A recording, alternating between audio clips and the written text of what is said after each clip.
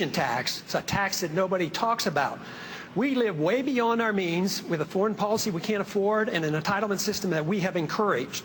We print money for it, the value of the money goes down, and poor people pay higher prices. That is a tax. It's a transfer of wealth from the poor and the middle class to Wall Street. Wall Street's doing quite well, but the inflation tax is eating away at the middle class of this country. We need to get rid of the inflation tax with sound money.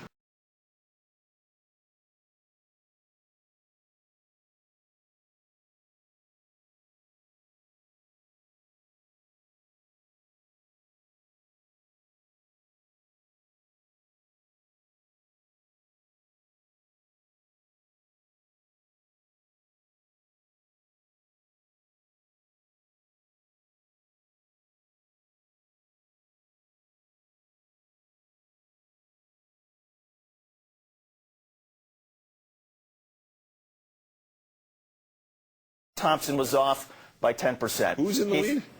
Thompson was off by 10%. Who's in the lead? All right, David, and I did one inspired by your fact-checking. And Chris and I will return in a moment with this reminder before we go. You can go online and rate the candidates' performances in tonight's debate. Just go to politics.msnbc.com. So far, we've received nearly 2,000 votes. The highest-rated candidate at the moment, RonPaul, with 39%. And a mighty roar has just gone up from Ron Paul's supporters. We're watching MSNBC's coverage of the first in the nation Republican presidential candidates.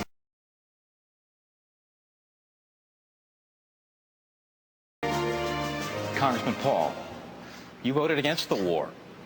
Why are all your fellow Republicans up here wrong?